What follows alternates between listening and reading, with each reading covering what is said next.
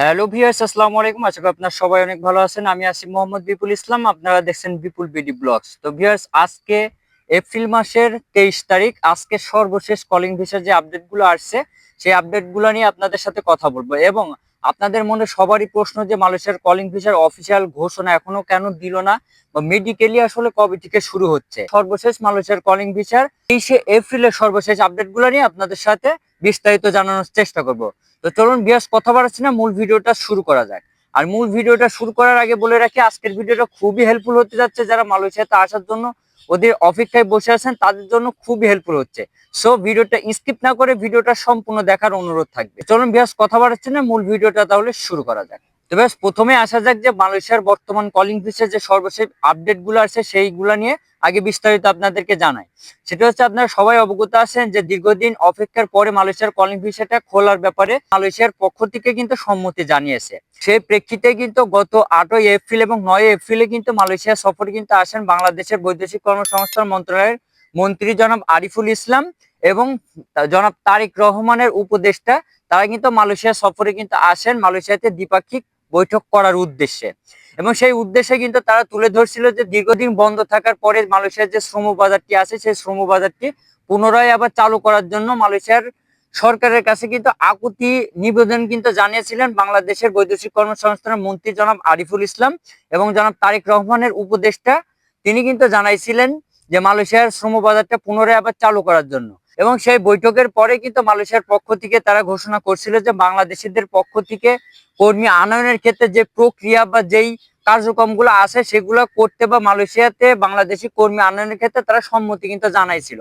এবং পরবর্তীতে মালয়েশিয়ার কলিং ভিসা খোলার ব্যাপারে বাংলাদেশের এবং মালয়েশিয়ার পক্ষ থেকে তারা যে মেডিকেল বা যে সকল কার্যক্রম বা যে সকল কার্যক্রম মালয়েশিয়ার তরফ থেকে হবে সেই কার্যক্রমের বিষয় পরবর্তীতে মালয়েশিয়ার সরকার থেকে এবং মালয়েশিয়ার অফিসিয়াল ওয়েবসাইট অর্থাৎ স্বরাষ্ট্র মন্ত্রণালয়ের ওয়েবসাইট থেকে এবং কেডিএন এর ওয়েবসাইট থেকে তারা কিন্তু একটা ঘোষণা করছিল যে মালয়েশিয়াতে এইবার বাংলাদেশি কর্মীদের ক্ষেত্রে তারা একটা ডিজিটাল অর্থাৎ এআই সমৃদ্ধ একটা প্রসেসিং তারা করতে যাচ্ছে, যেখানে মালয়েশিয়ার নিয়োগকর্তা থেকে শুরু করে মালয়েশিয়াতে যে সকল কোম্পানি বেস যে সকল কোম্পানিদের আসলে কর্মী লাগবে সেই সকল কোম্পানিরা সেই ওয়েবসাইট বা সেই এআই ভিত্তিক ওয়েবসাইটে গিয়ে তারা কিন্তু সরাসরি আবেদন করতে পারবে, যেটা গতানুগতিক 2022-23 সালের কলিং ভিসাটা কিন্তু ছিল না। যার কারণে বর্তমানে মালয়েশিয়া এবং বাংলাদেশের যে দ্বিপাক্ষিক বৈঠকটা সেই বৈঠকটার পরে কিন্তু তারা এই সিদ্ধান্তটা কিন্তু নিয়েছিল।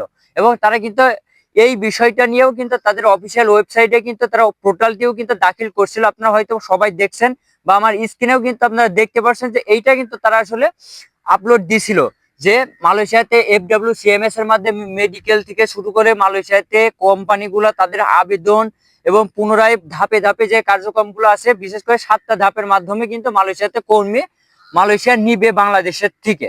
এবং তার পরবর্তীতে কিন্তু মালয়েশিয়াতে যে মেডিকেল টেস্টে যে বিস্তারিত বিষয়টা দিয়েছিল, আপনারা হয়তো স্ক্রিনেও দেখতে পাচ্ছেন যে মালয়েশিয়ার কলিং ভিসা মেডিকেল টেস্টের বিস্তারিত, মেডিকেলে কি কি চেক করে।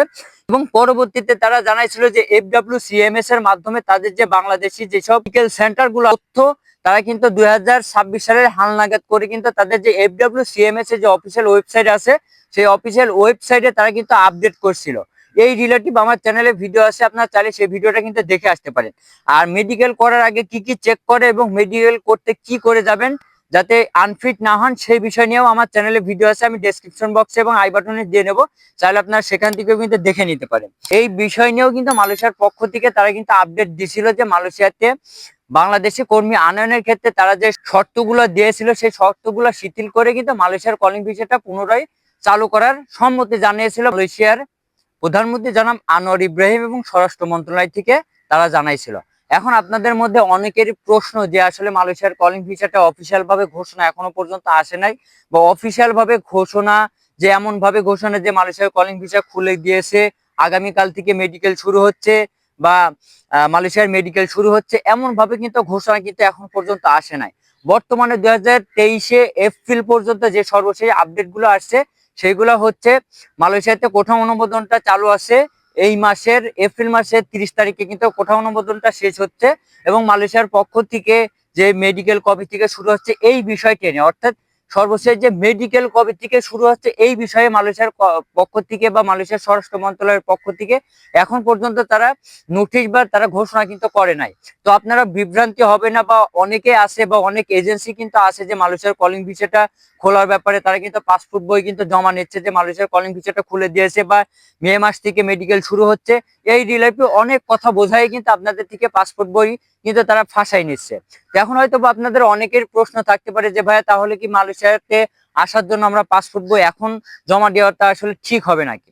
সেটা আমি আপনাদেরকে একটু ডিক্লেয়ার করি। সেটা হচ্ছে যে বর্তমানে মালয়েশিয়ার কলিং ভিসা খুলে দিয়েছে, এমন ভাবে কোনো অফিসিয়াল ঘোষণা কিন্তু এখনো আসে নাই। সো তবে মালয়েশিয়ার মালয়েশিয়ার কলিং ভিসা বাংলাদেশিদের জন্য খোলার ব্যাপারে মালয়েশিয়ার তরফ থেকে সম্মতি জানিয়েছেন, এবং মালয়েশিয়াতে যে কলিং ভিসাটা খোলার ব্যাপারে বাংলাদেশিদের জন্য দ্বিপাক্ষিক যে বৈঠকটা হয়েছিল সেই বৈঠকটার বিষয়ে স্বরাষ্ট্র মন্ত্রণালয়ের তারা সংসদে এই অধিবেশনে তারা পেশ করবে যে মালয়েশিয়া বাংলাদেশের কলিং ভিসাটা খোলার ব্যাপারে কি কি কার্যক্রম করা যায় বা পরবর্তী ধাপগুলো আসলে কি হবে, সেগুলো মন্ত্রীদের পর্যায়ক্রমে আলোচনা এবং স্বরাষ্ট্র মন্ত্রণালয়ের পর্যায়ক্রমে আলোচনা কিন্তু আসলে সিদ্ধান্তটা হবে যে মালয়েশিয়ার কলিং ভিসা কবে নাগাদ খুলবে বা কবে থেকে আসলে মেডিকেল শুরু হবে। তো সর্বশেষ যে বিষয়টা আমি আপনাদেরকে জানাতে চাচ্ছি সেটা হচ্ছে যে মালয়েশিয়ার কলিং ভিসাটা এখনো পর্যন্ত অফিসিয়াল ভাবে খোলার ঘোষণা এখনো পর্যন্ত আসে নাই, বা কবে থেকে মেডিকেল শুরু হবে অফিসিয়াল ঘোষণা কিন্তু এখনো আসে নাই।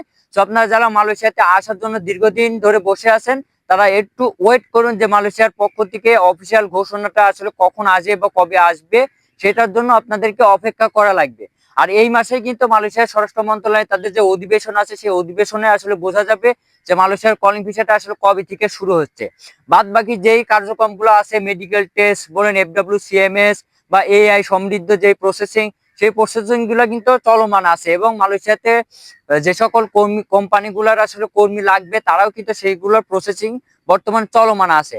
এখন জাস্ট অফিসিয়াল ঘোষণার অপেক্ষা। তো ব্যাস আজকের ভিডিওটা এই পর্যন্ত ছিল। যদি ভিডিওটা ভালো লেগে থাকে তো অবশ্যই চ্যানেলটি সাবস্ক্রাইব করবেন এবং পাশে আসা বেল আইকনটি প্রেস করে দিবেন যাতে পরবর্তী মালয়েশিয়ার নিত্য নতুন আপডেট ভিডিও সবার আগে পৌঁছে যায় আপনার কাছে। সে পর্যন্ত ভালো থাকবেন, সুস্থ থাকবেন। আসসালামু আলাইকুম।